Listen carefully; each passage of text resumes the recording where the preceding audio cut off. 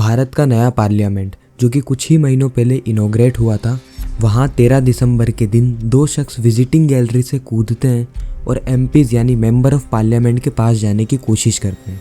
सबसे पहले visiting gallery से एक शख्स जंप करता है और एक एक करके टेबल कूद के आगे जाने की कोशिश करता है। ठीक उसी के बाद उन्हीं का एक साथी जो कि विजिटिंग गैलरी में लटका हुआ था वह भी कूदता है। यह दोनों ही अपने शूज़ के अंदर कैनिस्टर छुपा के लाए थे।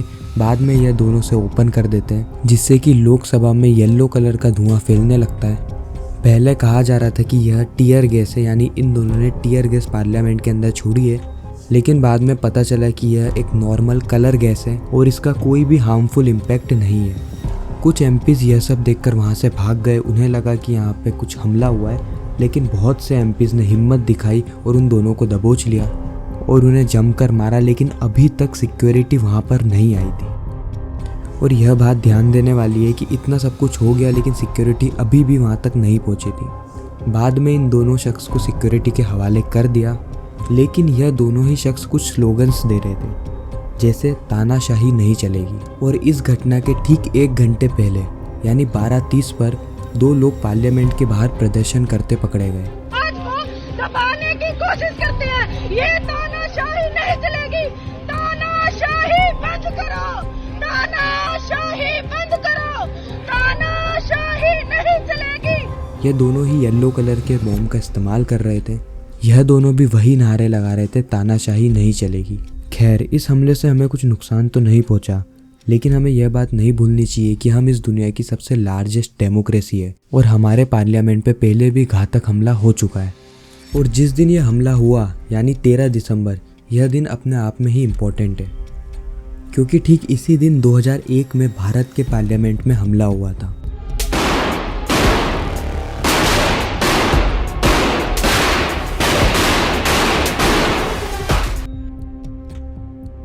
और पूरे 22 साल बाद द्रौपदी मुर्मू जी उन सभी सिक्योरिटी पर्सनल्स जिन्होंने भारत की डेमोक्रेसी बचाने के लिए अपनी जान तक दे दी थी, उनको ट्रिब्यूट पे कर रही थी।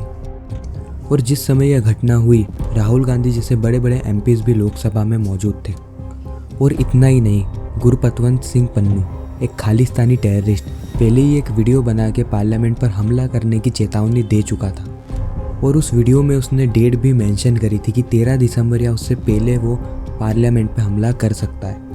और ये सारी ही चीज़ों को देखकर पार्लियामेंट की सिक्योरिटी टाइट होनी चाहिए थी, लेकिन ठीक इसका उल्टा हुआ। इस घटना से एक चीज़ तो क्लियर हो जाती है कि सिक्योरिटी में लूप होल तो है, क्योंकि हो सकता था कि यह दो शख्स नॉर्मल गैस लाने की जगह जहरीली गैस लाए होते, जिससे हमारे एमपीज़ की जान भी जा सकती थी। तो इन दो शख्स ने किस तरीके से ये सब कुछ किया, आइए इसे जानते हैं। तो देखो, ये है लोकसभा। यहाँ नीचे की साइड सारे एमपीज़ बैठते हैं और ऊपर जो गैलरी बनी है यहाँ पर जर्नलिस्ट और विजिटर्स को बिठाया जाता है। और यहाँ जो विजिटर्स रहते हैं इनको ऐसे ही अंदर नहीं आने दिया जाता है। इनको पहले अपने एरिया के एमपी से परमिशन लेनी पड़ती है। जब वो एमपीज़ अलाउ कर देते हैं उसके बाद ही यह अंदर जा सकते हैं। और जो 2 जने गिरफ्तार हुए हैं उनके पास को बीजेपी एमपी प्रताप सिम्हा ने अप्रूव किया था। जो भी विजिटर्स रहते हैं उन्हें मेन एंट्रेंस पर मेटल डिटेक्टर से स्कैन किया जाता है। पुलिस उनके आने का उनसे कारण पूछती है, उसके बाद उनकी आईडी की चेकिंग होती है, फिर उन्हें लॉबी एंट्रेंस में भेज दिया जाता है।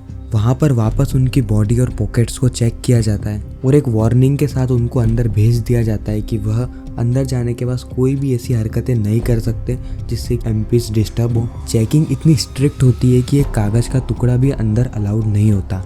और जो जर्नलिस्ट होते हैं उन्हें पार्लियामेंट में ही पेन और पेपर दिए जाते हैं। इतनी स्ट्रिक्ट चेकिंग होती है, लेकिन हो सकता है कि इस दिन स्ट्रिक्ट चेकिंग ना हो या कुछ ना कुछ लूप होल हो। अभी तक तो इसके बारे में कोई भी जानकारी नहीं आई है। तो ये तो थी मेन बात, लेकिन हमारी मीडिया इस समय पर क्या कर रही थी, देखिए।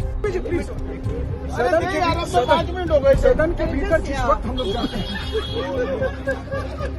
आइए कमरे पर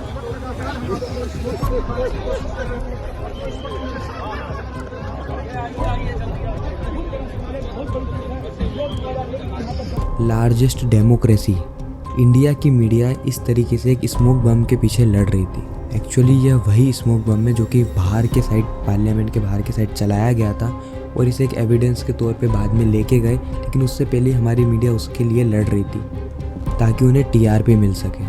मीडिया का मेन काम होता है सवाल जवाब करना, और ख़ासकर तब जब हमारे पार्लियामेंट पे ऐसी घटना घटी हो, तब मीडिया को डायरेक्टली सवाल पूछना चाहिए कि आखिर क्या उस समय पे हुआ था, क्या सिक्योरिटी ब्रीच हुई, और इनका बैकग्राउंड कोई आतंकवादी संगठन से तो नहीं है। लेकिन हमारी मीडिया बिल्कुल इसके अपोजिट चलती है।